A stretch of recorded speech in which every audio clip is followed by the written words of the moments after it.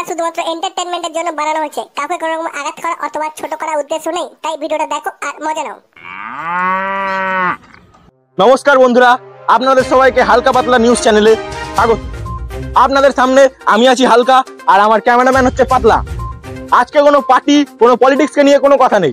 আজকে আমরা এমন একজনকে নিয়ে জানবো যে কিনা ড্রিম11-এ জুয়া খেলে 3 কোটি টাকা ইনকাম করে নিয়েছেন। তো চলুন আজকে আপনাদেরকে সেই ব্যক্তির সঙ্গে আলাপ করাবো এবং আমরা জানবো যে সেই ব্যক্তি জুয়ার জার্নিতে কিভাবে সফল হয়েছে। শালা এত কথা বলার দরকার নেই, গরমে ফিরে যাচ্ছে, চল তোর বাড়িতে চলে আসি।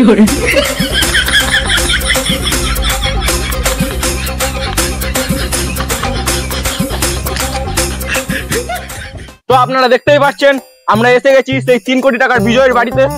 তো চলুন ঠোকা মারা যাক।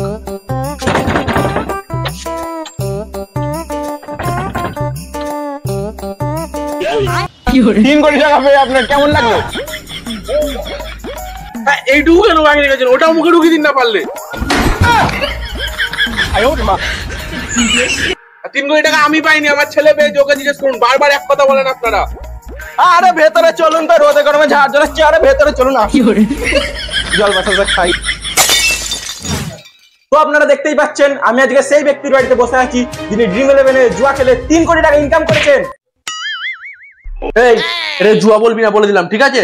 এটাকে বলবি ড্রিম11 সাইকেল, ঠিক আছে? আর যেন না বলতে দেখি তোকে। এই সাইকেলটা আবার কি? এটা সাইকেল না, সার্কেল। আর ওটা সার্কেল হোক আর সাইকেলই হোক, 3 কোটি টাকা পেয়েছি, আমি পেয়েছি। তো আমি যেটা বলবো সেটাই ঠিক। ঠিক ঠিক তো বাবা? একদম ছেলে, তুমি ঠিক বলেছো। হ্যাঁ ঠিক আছে ঠিক আছে দাদা, ভুল হয়ে গেছে। আচ্ছা দাদা, এই 3 কোটি টাকা পেয়ে আপনার কেমন লাগলো? 3 কোটি টাকা পেয়ে আমার কেমন লাগছে তোকে বলতে যাবো কেন? যে কটা এসেছে তোর মতো সাংবাদিক সব কটাকে তাড়িয়েছি এই কথাটা জিজ্ঞেস করার জন্য। এবার তোকেও তাড়াবো, দাঁড়া। আপনাকে এটা বলতে হবে না, আপনি এটা বলুন যে এত বড় যে জুয়ার জার্নিটা, এটাতে আপনি কিভাবে সাকসেস পেলেন, এটা একটু দর্শক বন্ধুদের বলুন। বলেছি না জুয়া বলবি না। দাদা ভুল হয়ে গেছে, আর বলবো না দাদা। ক্যামেরার সামনে এরকম খেলিয়েন না দাদা, মান সম্মান নষ্ট হয়ে যাবে। আচ্ছা দাদা, আপনার এই সাইকেলের যে জার্নিটা, এটা আমাদের দর্শক বন্ধুদের সবাইকে বলে দিন দাদা। এই সুখের দিনে দুঃখের কথা শুনতে চান? হ্যাঁ বলুন, আমাদের দর্শক বন্ধুদের একটু জানার ইচ্ছা আছে। ঠিক আছে তাহলে শুনুন। এই যে আমার বাবা জন্মগত জুয়াখোর। যখন জুয়া খেলে বাড়ি আসতো তখন দেখতাম এই ড্রেনের ধারে ওই ড্রেনের ধারে আন্টি খেয়ে পড়ে আছে, চোলাই খেয়ে পড়ে আছে। এই চোলাইয়ের প্যাকেট বিক্রি করে আমি একটা ফোন কিনলাম। তারপরে এই ফোন দিয়ে আস্তে আস্তে আমি একটা অ্যাড দেখেছিলাম ফোনে। তারপর সেই অ্যাড দেখে আমি অ্যাপটাকে ইনস্টল করলাম, ড্রিম11 সাইকেল। ঠিক আছে, অ্যাপটা ইনস্টল করার পরে আমি খেলতে পারতাম না। তারপরে ইউটিউবে সার্চ করলাম কি করে গেমটা খেলতে হয়। সেখান থেকে দেখতে দেখতে দেখতে দেখতে আজকে আমি এই জায়গায়। আর আজকে এই জায়গায় আমি আজ আছি, সেটা আমার বাবাকে দেখে আমি এক্সপায়ার হয়ে আজকে আমি। আমার বাবার ছোট থেকে ইচ্ছে ছিল যে আমার ছেলে বড় হয়ে, মানে আমি বড় জুয়াখোর হব। সেই ইচ্ছেটা আমি বাবার পূরণ করে।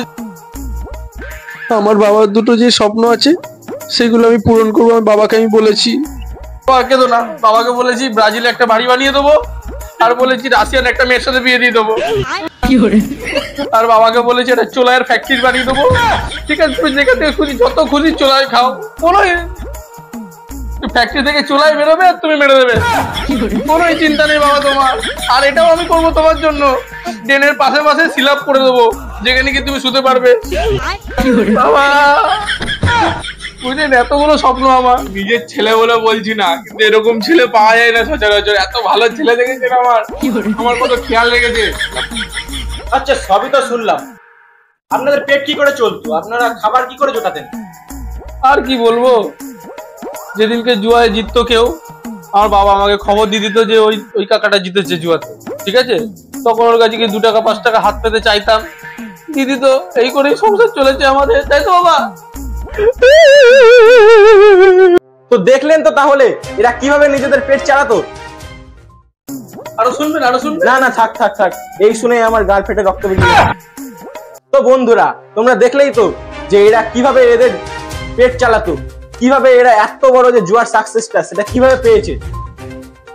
তো তোমরাও খেলো ড্রিম11। আর তোমরাও এরকম টাকার মালিক হও। তো আজকে এখানেই শেষ করছি। শুনুন বন্ধুরা, আমি আইপিএল এ ফাইনালে হায়দ্রাবাদের সাপোর্টার ছিলাম। হাওয়াটা ভালো ছিল না বলে কেকেআর জার্সি গলিয়ে দিলাম। ব্যাস, তারপর বাজিমাত 3 কোটি টাকার মালিক আমি। দল বদলাতে শিখুন, বুঝলেন?